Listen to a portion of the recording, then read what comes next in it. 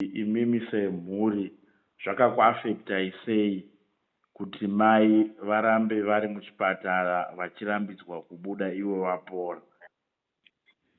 Alright. Ehe. Dambudziko rakati kure iroro. Ndofunga takaita nekutanga kwazvo takaita manhaurirano nevanhu pachipatara apa. Because pakaitwa mai vachiadhimitwa muchipatara patakaenda navo vachinzi vanoda kuonekwa naphysician. Baba same week iyoyo vakabva vaadhimitwa the following day kuBethnaf. Saka after 4 days mai vaadhimitwa pa-exclusive Medicare. Ngatoti problem yakaitika inyaya yekungoti mai vakaenda pa-oxygen kufunga for 3 days, about 51 hours ndo dzavari kutaura kuti mai vakaenda pa-oxygen 51 hours. Apa vanga vari kuchaja $10 per hour. Saka endazosvikapo musi wa15 ndichiti mai vabva pa-oxygen chindipai bhiri racho ndonoti zvakamira sei kuti ndo ndinorikwanisa here. Vakandipa bhiri ranga richiita $1,070. Ikati this bill rati one day mari iyoyo handikwanisi kuchaiwana because ndaita matambudziko mairi. Ndina baba vari kuBethnaf vandoda kutonoatenda kuti kuri kudiwa zvemari. Saka zvava zvakadini kuti imimi modischarge mai since doctor ati zvinokwanisika kuti mai vadischarge vanorapiwa havo vari kumba. Saka ivo ndibvunza kuti pabhiu renyiri zvinoita kuti vadischarge asi mune mari. Ndakavati izvozvi ndine $200. $200 chete. Ikati ndaita matambudziko mairi vanhu vaMwari. Ndofunga chiremba akandirifeya kuna physician uya akazoti tiende namama ku-exclusive Medicare. Angatorifewa nachiremba wababa ari kuBethnaf. Saka vaiziyana. Saka vakatokomunicata kwandokunzwa zvokuti baba vanotori nawo kunoku. Saka zvishuwa mari inogona kuita problem. Saka ndakavatsanangura saizvozvo. Iyo vakatadza kunzwisisa. Ndikati manje mukaramba makabata mai inini bhiu sezvo mati rinokwira every day. Mari iyo handizoikwanisi. Kanzi izvozvo hatisinei nazvo. Imi zvamungatokwanisa kuita pa200 mungatotenga mushonga. Imi mundotsvaga mari tichipa mai isu tichirapa mai nemushonga wamuri kutenga uyu. Because mushonga wamai wangu achiita $55 pazuva. Wairapwa paitodiwa $55 pazuva. Saka ndochiti zvakadini kuti nditsvage dzimwe means dzekuti mai vabude. Chiremba vakanga vatoti I would recommend kuti mai vaende kuGeneral Hospital since havari kuti hamuziyani navo. Taiona sekuti zvakanaka kuti vaende kuGeneral Hospital vondomirira vari ukoko vachirapwa varipo sezvo vasingakuzivi. Chipatara vakaramba. Saka zvadaro manje ndakazodzokazve musi wa19. Vanhu vaMwari mari ndiri kutsvaga. Izvi ndabatikana nenyaya yematambudziko mairi. Mamadini mimi kuti muchimira ini nditore mama. Imimi since takanyorana affidavit. Because takanyorana affidavit munoziva kwekunditeera. Zvakadini imimi mai vaende kumba kuti bhiu rimire because bhiu renyiri makwiriro ari kuita every day. Handizoiwani mari iri kuwandisa. Ini handishandi. I am a farmer. Nditoraramawo nekurima. Saka bhiu handizorikwanisi. Izvo zvamakutaura zvazvo ndikutotsvaga. But imimi titora mai makati imimi only for 2 days. Mai vanenge varecover zvekuti ndinokwanisa kuwana. Saka ndakati imini mai vadini muwarapi. Ndafunga ngezve 2 days. Unfortunately mai vakazoenda pa-oxygen for 3 days. Izvo ndandisina kuzvigadzirira. Ndikati handichakwanisi kutora mai since vanga vari pa-oxygen. Mari yandaita sekuti ndokwanisa kubhadhara yanga iri ye2 days. Sezvo mama ndo mamwisirana natata kaita. Hanzi mai tingatodiniwo isusu ndo zviripo. Isati tingakwanisa kurapisira mai enyu. Aiwa zvamusindirapisa mai bhozi ndiri kutenga mushonga ini. Ende ndichabhadhara mari iyo ndinoitsvaga. Asi ndiri kungoti honai bhiu renyu riri kukwira. Mari ndozoiwana kupi yekuti ndibhadhare since bhiu riri kukwira. Topatakakonana. Akati endai motsvaga mari. Mouya motsvaga mari. saka ndakazodzoka musi wa 25 ipapo ndanda $500.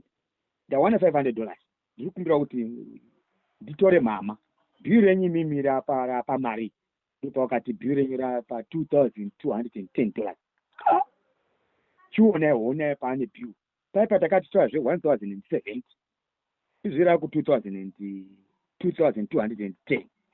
saka muno kuti mari ndinowanepi wanda kudaro izvi muri kutoita kutsvaga mari apa ndaona 500 ndachiti 500 iyoyo mangwana musi wa 26 ndogona kuwana another $200 kuti 700 ndotsvaga imwe 300 mari iyoyo ndaikwanisa kuipedza within a month 1,070. now kana ya 2,210 munoti ndopedza rini.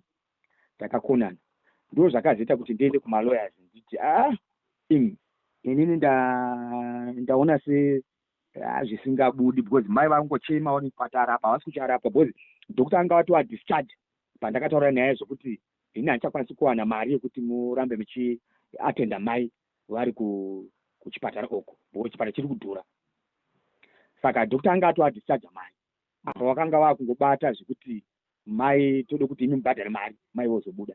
Saka ndo patakakonana ipapo kana ndakutaura zvekuti extent yekusvika pakurwadziwa haurari munhu waMwari wozi dambudziko manje rakaita matambudziko mairi kuti nababa vari kurwara ndaiatenda baba ndiri kutrazira kubva kwaMutare kuenda kuBhechinafu ndodzokera Mutare zviri kuramba.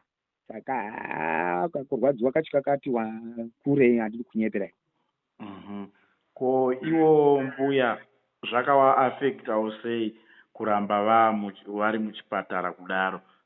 Vanga vachizviziva here kuti vari kurambidzwa kubuda? Vaizviziva because ndaivaudza. Vaizviziva because ndaivaudza ini kuti mama ndiri kunzi tsvaga mari haisi kuti muone kubuda. Saka pane ini ndiri kutsvaga mari ndokuti muzobuda hamene kuti munobuda rini. Saka mama vaitochema time yataisvikapo ende pandaitobuda vaitochema. Saka ndakazopedza ndakutoona kuti hai zvitori nani kuti ndisasaende kunovaona because ndikaenda vari kutochema. Saka ndakazopedza ndakuti ndisikatotendi kutonovaona kwacho kusvika ndazotoengage malawyers. So apa vanga vasingacharapi ko chikafu waipiwa here? Vaipiwa chakakwanira here? Because kurapa ndikatoti mushonga wakanga wangonyorwa nachiremba ndo wairapa nawo ndaitotenga mushonga wacho wakanga wanyorwa nachiremba wakasiiwa wanyorwa nachiremba paakadischarge mai. Chiremba akangoti tikanyaya discharge kuenda kumba sitongo kunyorai mushonga muchando dzinoshandisa kumba. Saka mushonga wayo ndo waingoshaya waingoti tengai mushonga wakuruda mushonga wakati wapera ndototenga vachiwarapa.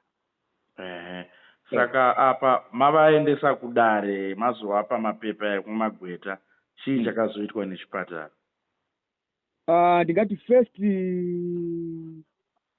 attempt malawyers akanyora tsamba achiti zvamuri kuita pamutemo kuti muramba makabata mama.